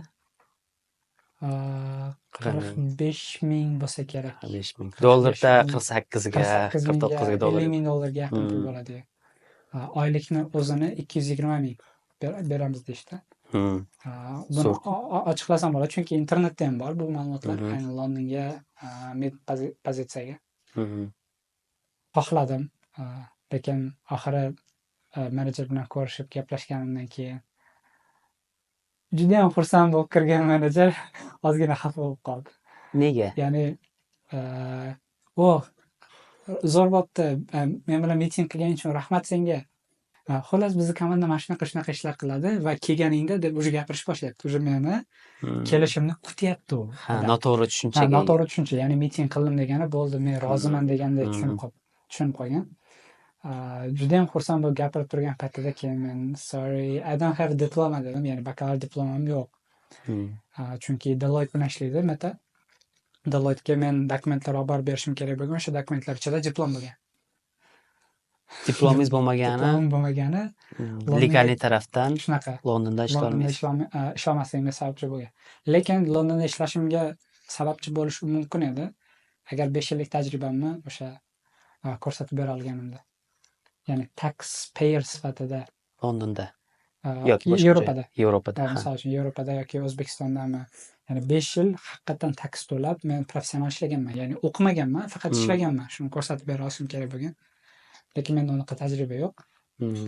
Menda ham o'qish bilan ham ishlash bo'lgan. Aynan shuning uchun ham London orzusi o'sha yerda sarlan qopdi-da, kechik balkim harakat. Balkim Xudo xolasa balkim boramiz. Yaxshi. Keling, mavzuni albatta AI ga o'tkazamiz. Bu yerda sizdan AI dasturchilar ishini olib qo'yadimi degan savol so'ramoqchi emasman, chunki bu savol yetarlicha so'raldi. Qisqa javobi katta ehtimol bilan o'zgartiradi. Qanday biz kod yozishimizni IT ish bozoriga ta'sirini ko'rsatadi, lekin qanchalik ta'sir ko'rsatishini hech kim bilmaydi. Shunaqa. Balkim ishlar yaratar. Shunga sizga boshqa foydaliroq, qiziqarliroq savol beraman. Siz o'zingizda kunlik dasturlash anaqangiz ishingizda hozirgi proyektingiz 42 yoki Dropboxdami yoki o'zingizda pet projektlaringizdami qanchalik shu AI toollarni ishlatyapsiz va sizga qanchalik yordam beryapti shu narsa? Deyarli ishlatmayman. AI hali ham hallucinate qiladi, ya'ni uyqusiraydi degani. Uyqusirash qaysi ma'noda? Uyqusiragan odamni hech gapirtirib ko'rgan bo'lsangiz, qaysidir qiyin mavzuda oyog'ini boshini oyog'idan qilib gapirib beradi. Odatda keyin ko'p yaxshi pointlari tushirib qoldiradi, ya'ni yaxshi gapirib berish kerak bo'lgan, aytish kerak bo'lgan joylarni tashlab ketib qoladi. Ayniqsa infrastrukturada. Ya'ni siz buni yaxshiroq bilasiz mendan ham, men o'ylashimcha. Google, Amazon, Meta'ni, Dropbox'ni, IBM'ni hech kimga oshkor qilmaydigan bilimlari infrastruktura tomonda yotadi. Ular qanaqa qilib bunaqa katta tizimlar qurgani, qanaqa qilib search engine'ni tezlashtirib olgani, bularni ochiqdan ochiq aytmaydi, chunki kimdir kelib turib shunaqa tizim yaratib qo'yishi mumkin. To'g'ri. Ya'ni bu kompaniyaning siri. Kompaniyani ichida stajirovka qilganlar ham, ishlaydiganlar ham biladi, kodni imkon qadar AI ga berma deydi. Ayniqsa generative AI ga tashab uni analiz qilma deydi yoki copilot ishlatma deydi, misol uchun. Lekin Dropboxda bu narsa boshqacharoq. Ishni tezlashtirish uchun ishlatinglar deb hattoki biz o'sha CEOmiz o'zi email yozgan. O'zlaringda kunlik ishlaringda shunaqa. Ya'ni kunlik ishda ishlatinglar deyapti, majburlayapti. Har hafta tekshirishadi reytni. Kim qancha ishlatganini. Qaysi davlat. Uni qanaqa tekshirishadi? Chunki bizda aynan o'sha kompaniyalar bilan anaqa enterprise levelda kelishuvimiz bor. Shu yuzish yo'lda statistikada ko'rinadi. U yoqda statistikada ko'rsatish bo'yicha ular qanaqadir ish qilishgan. Shuning uchun bizda shuncha odam ishlatyapti ekan, shunaqa ishlatyapti ekan deb statistika qo'yib borishadi. Nega siz ishlatmaysiz? Menejerim ko'p so'raydi, nimaga ishlatmayapsan dedi. Keyin o'tgan safar yoqqa kelgin deb o'tirg'izdirib ko'rsatib berdim. Mana Bundoq qilib yozsa bo'ladi. qara, buni qaragin, men buni qara deb ko'rsatib berdim. Keyin unga ketkazgan 15 minut vaqtimga men hozir qilayotgan ishim bilan misol uchun o'tirib chizib, yozib, muammoni tushunib, уже implement qilib bo'lgan bo'lardim deb turib, isbotini ko'rsatib berganimdan keyin ha deb tushundida. Ungacha rosa so'radi, ya'ni nimaga ishlatmayapsan? Ayt, men bilay, sababini bilay deb so'radi. Keyin oxiri tushuntirib berdim, ko'rsatib berdim. Lekin dokumentatsiya yozishni ko'p ishlataman. Misol uchun template'ini yozib bergan, mana shunaqa qilib bergan deb aytaman. Tez yozib beradi, baraka topsin. Hozirdan qilib qo'yasizda. Baraka topsin, yaxshi. Kelajakda bizga ishlar qilmasin. Shunaqa. Anaqa bir mem ko'rib qolgan edim. Bu bola bizga thank you degan, qo'yib yuboringlar buni deydi. AI 2050-yilda. Kim tashladida shuni? Unaqadan shu общий kanallarda o'zimizda Nuriddin, Jahongir aka, kim yoqdan, siz yana bir ikkita bola. Menimcha anaqada ko'rdim. Uberda ishlaydigan Ozodbek aka tashladi shu narsani. Ozodbek aka deyman, men teng Ozod. Lekin dokumentatsiya uchun ishlatasiz. Shunaqa. Dokumentatsiya uchun ishlataman. Chunki meni rolim juda ham baland bo'lib qolgan. Xato bo'lib qolgan deb ko'p aytaman o'zimga. Dropboxga men mid injener sifatida intervyuga kirish boshlaganman. Intervyular to'liq o'tib bo'lganimdan keyin kontrakt kelganida men qarasam IC2 dan IC4 ga o'tgan. Bu individual contributor 4-level. Bu bizda 3-levelda senior bo'ladi, 2-level mid, 1-level bu junior, 4-level bu intern hisoblanadi. Siz 2 ga topshirgansiz. Men 2 ga topshirganman. Unda отказ olganman. Keyin vaqtlar o'tib o'zlari chiqishgan. Ya'ni men qishda topshirgan bo'lsam, qishdan keyin yozda chiqishdi, yoz boshida chiqishdi. Protsessga kirishdik va avgustda уже offer olib sahal bo'lgan. Kontrakt kelganda sizda to'l ko'rsatyapti yo'q. IC4 bo'lgan. IC2 ga original topshirgansiz. Men so'radim, yozib so'radi. "Hey, adashib ketdinglar menimcha" desam, "Yo'q" deyapti. Adashib ketdik emas, yo'q deyapti. Ya'ni ular tushuntirib beryapti. Ya'ni mana shu intervyudan feedbackning baland bo'lgan deyapti. Ya'ni system design intervyuni yaxshi adashib topshirib qo'yganman. Yaxshi topshirib. Adashib topshirib qo'ygan. Chunki nimaga adashib topshirib qo'ymagansiz? Siz aytdingizki, undan oldin ko'p narsani scratchdan qurib chiqqanman. Shu narsalar sizga yordam bergan o'sha joyda. Lekin bitta intervyuda juda ham yordam bermadi. F5 degan kompaniya bor. Network security bo'yicha juda ham zo'r ish qilishadi. Cloudflare'ga alternativroq, aynan security taraflama zo'r featurelari bor. F5 kompaniyasiga bo'lgan intervyularni dasturlash tili, ya'ni Go bo'yicha texnik bilimlarni zo'r o'tdim. Strong hire keldi, lekin system design intervyuda senior darajaga topshirdim. Aynan ungacha bo'lgan paytda men o'zim senior deb o'yladim. Chunki bir nechta senior intervyulardan o'tdim-da, chunki o'zimda shunaqa ideya paydo bo'lib qoldi. O'zim aldab qo'ydim. Men senior ekanman dedim, chunki senior intervyularni o'tyapman debman. Keyin F5 ga topshirdim, seniorga topshirdim. Birinchi intervyu zo'r o'tdi, ikkinchi intervyu zo'r o'tdi, uchinchi intervyuda bitta opa kirdi. Bu ayol kishi unchalik ko'p narsa bilmasa kerak deb. Qanaqalik qildingiz? Seksistlik qildingiz. Ya'ni kamroq, pastroq baho berib qo'ydim. Ko'p narsani gaplashmasak kerak. Hozir nima deydi, nicely trade qilib keyin chiqib ketsak kerak. Bo'ldi, xudo xolasa offer time deb oldindan fikr berib qo'ydim. U opa keyin boshlab qoldi. HTTP layerdan boshladi, keyin TCP layerga o'tdi, TCPdagi flaglarni so'rab, undan keyin IP layerga tushdi. Judayam shunaqa qiynatdi. Men ichimda o'ylayapman, ey xudo, physical layerga o'tib qolmasin deb o'yladim.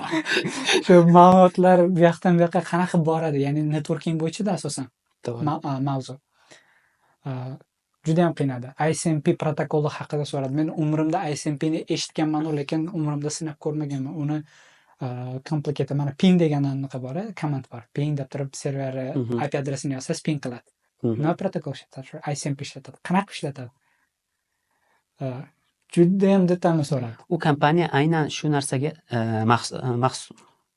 mutaxassislashganda Mutaxassislashgan. va ularda bari shu narsalar uchun juda baland. Baland. Bu degani siz o'sha levelda emassiz degani emas. Bitta intervyu sizni define qilmaydi-ku. Yes, bu ham to'g'ri, lekin o'zimni hali ham networking bilimlarim pastligini ko'rdim o'shanda.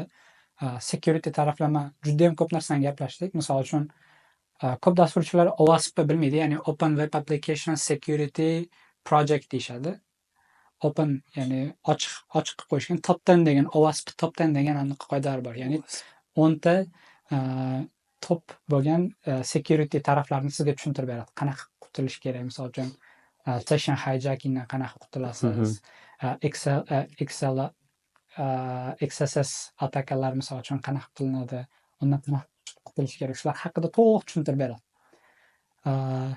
Bundan oldin men RFC o'qib yurardim, ya'ni reference for comment degan narsa bor. O'sha internet protokollar qanaqa qilib yaratilgan, brauzerlarga specification ko'proq yozishadi RFCda. RFC o'qib yurardim, har xil narsalarni tushunib yurardim, lekin o'sha intervyudan keyin men hali o'qimayotganimni sezdim.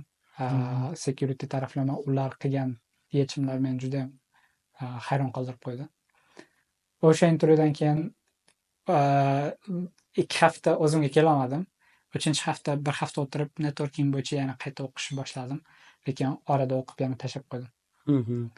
Lekin o'sha o'qigan paytimda ancha ko'p narsani o'rgandim, chunki intervyuni o'zida katta bosim bilan chiqib keldimda. Ya'ni urib, dabdarasini chiqarib, burnini qonatib, qulog'ini sindirib, tashqariga chiqib otib yuborishadi. Xuddi o'shanaqa bo'ldi. Shunaqa momentlar ko'proq bo'lishi kerak deb o'ylayman odam hayotida. Juda ham qo'shilaman. Ya'ni aynan o'shanaqa intervyular juda ham ko'p o'rgatadi. Men umrimda o'sha intervyuchalik ko'p narsani o'rganmaganman. Tan olaman, F5 meni dodimni berdi.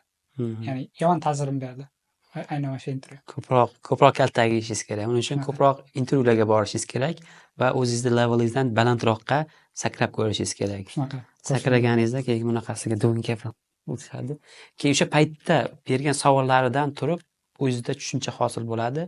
Siz nimalar o'rganishingiz kerak, nimalarni bilmaysiz siz. Keyin yana men qilgan strategiyalarni, ya'ni o'rganishga bo'lgan investment deyman buni.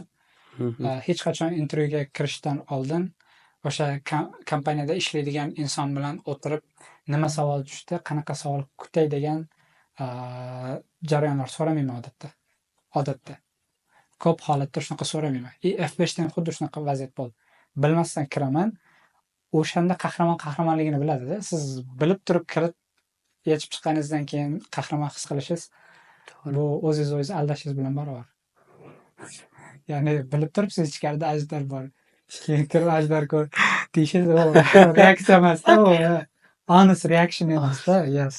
Ba'zida tushib qoladi-ku algoritmlik savollar. Oldin yechgansiz 4-5 marta. Oh my god, this is so brand new question. I have never saw this before. Brute force'dan boshlaysiz. Chunki ko'rsatishingiz kerak progressda. Yani o'ylab qo'yasiz orada aldab.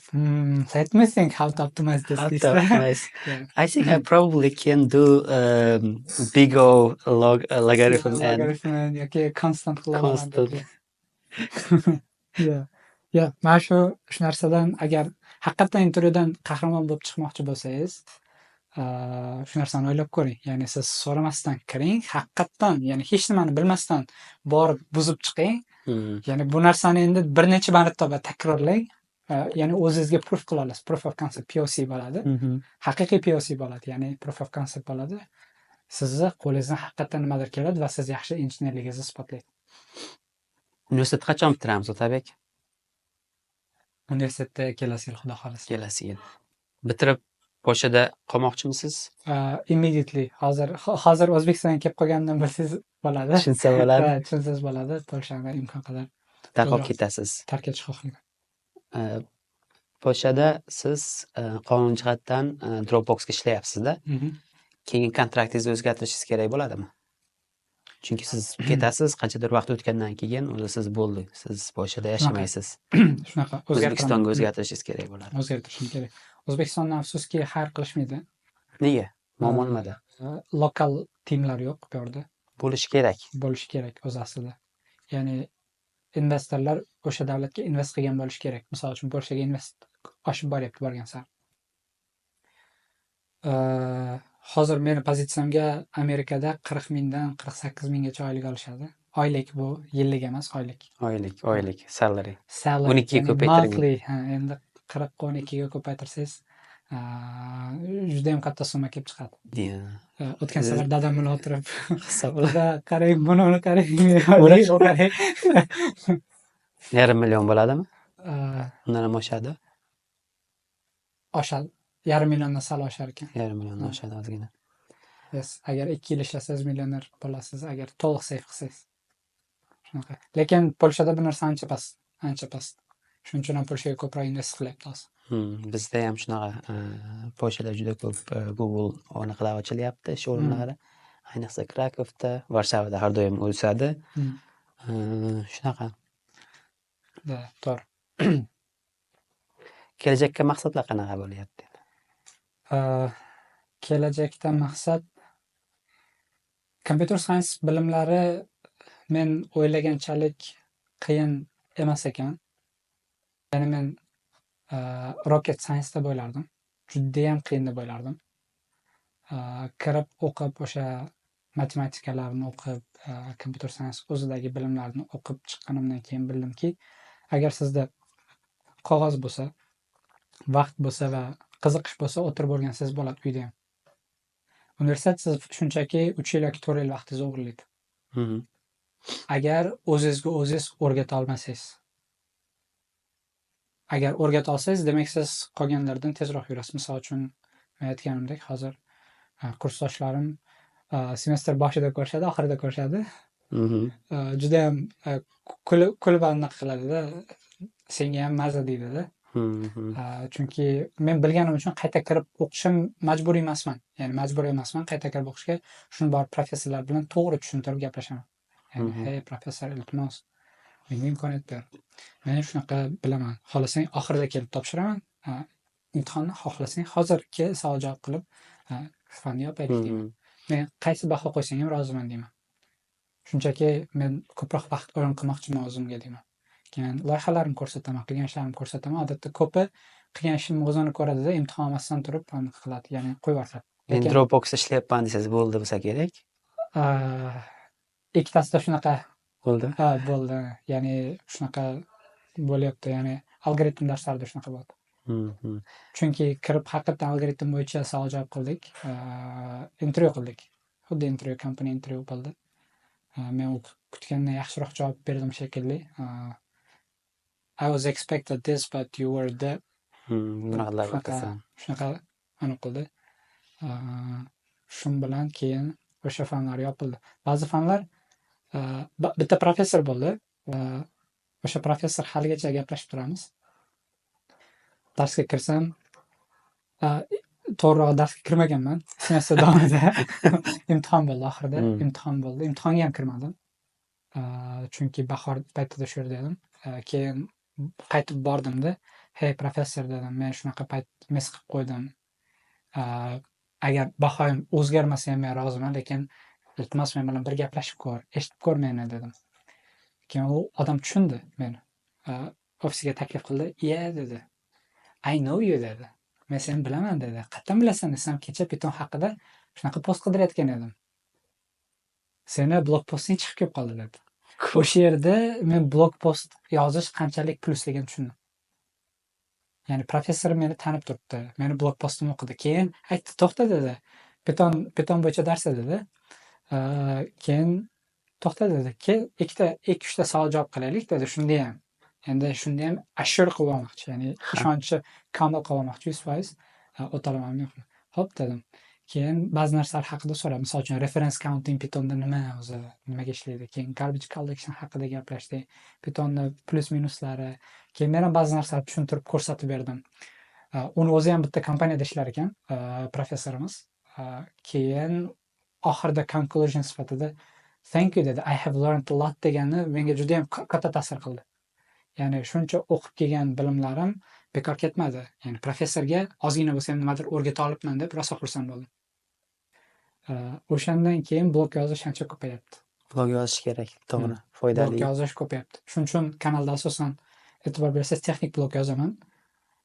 Bekorchi narsa tashlashlikka imkon qadar qochishlikka harakat qilaman. Misol uchun sayohatlar tashlash, rasmlar, videolar yoki boshqa mavzudan tashqarida post yozmaymanda, imkon qadar shu texnik mavzularda yoki non texnik mavzularda maslahat yoki shunaqa narsalar yozib boraman.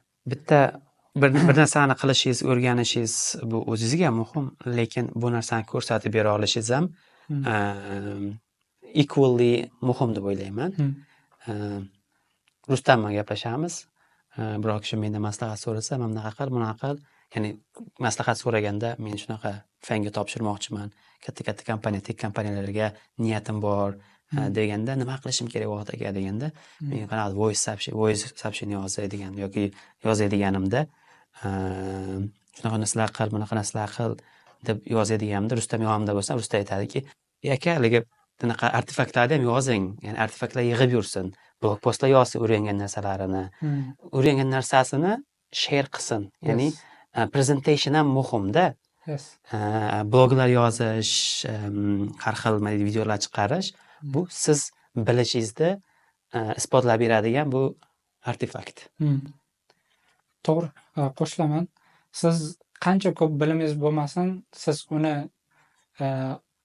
bilim olish arzon narsada, berish juda ham qimmat narsa deb o'ylayman. Chunki bilim berish jarayonida siz ko'proq tushunasiz, ko'proq mas'uliyat his qilasiz va ko'proq o'rganasiz. To'g'ri. Aynan shuning uchun ham bilim berish kerak deb o'ylayman. Shuning uchun ham biz hozir Qirikkini yaratishimizdan sababim, men blog yozishimdan sababim, misol uchun Otabek Ayo veb-saytini qimmatga sotib olganman, domenni. Domenni sotib olishimdan bitta zo'r tomoni, odamlarga oson bo'lsin topib kirish. Ism bilan. Oddiy ism Otabek bilan .com bor ekan, shuni kimdir olib qo'ygan. Rosa yozdim, javob bermadi. Akaga katta pulni taklif qilib ko'rdim. Shuning uchun Otabek Ayoni ozgina qimmatroq bo'lsa ham summaga sotib olib, aynan o'sha Sir bo'lmasa qanchaga sotib oldingiz? Keling sir bo'la qolsin. I cannot recover from this financially. Yes. Uyga borib o'zim yig'lay, faqat qolganlar yig'lamas. Burchakda o'tirdim bir kun deydi. Yes. Yaxshi. Shunaqa. Qiziq bo'ldi. Shunaqa. Shuning uchun bilim bering. Vaqt aka sizni yozadigan postlaringizni ko'p o'qiyman. Juda ham ko'p foydali bo'lgan. Lekin men rasmlarni qilib tashlab turaman. Yes, ya'ni men overall aytmoqchi bo'lganim, ya'ni eski bloglaringizni ham tez o'qib turganman. Ya'ni ancha rezumelar haqida yozgan haqingizda, fanga kirish haqida ko'p narsa o'rgangan sizdan. Shunaqa. Haligi aytgan fikringizga kallamga hozir ketmayapti, aytib o'tishim kerak. Bilim olishdan ko'ra bilim berish qimmatroq, qiyinroq. Qimmatroq slash qiyinroq. Nega? Chunki bilim oladiganingizda siz o'zingizga qiziq bo'lgan va sizni miyangizda qitiqlagan narsalarni olib olasizda. Bu tasavvur qiling. Bilim olish daraxtdan olma terishdek gapda. Olmalar terasiz, eng yaxshilarini olasiz. Sizda yo'q olmalarni olasiz. Keyin sizdan biror kishi menga daraxt ber desa, sizni qo'lingizdagi olmalar bilan daraxt berib qaytara olmashingiz mumkin-da, chunki o'sha paytda ko'rinib qoladi, ha, men mana bu narsalar bilmas ekanman, bu narsalar bilmas ekanman. To'g'ri, mana bu narsaga to'g'ri kelmayapti. O'sha paytda to'g'ri keladi deb tushunib ketgan ekanman, lekin to'xta, detalga tushasizda. Va bu narsa sizni bilimingizni kuchaytiradi. Shunaqa. Misol uchun shu yerga bitta qo'shimcha qilib aytishim mumkin. Mana olma terayotganingizda, ya'ni bilim olayotganingizda daraxt bu bitta bilim makoni desak, o'sha ustoz deydigan bo'lsak, undan olma olayotgan bo'lsangiz, chirigan olmalarni tashlab ketishingiz mumkin. Katta ehtimollik. To'g'ri.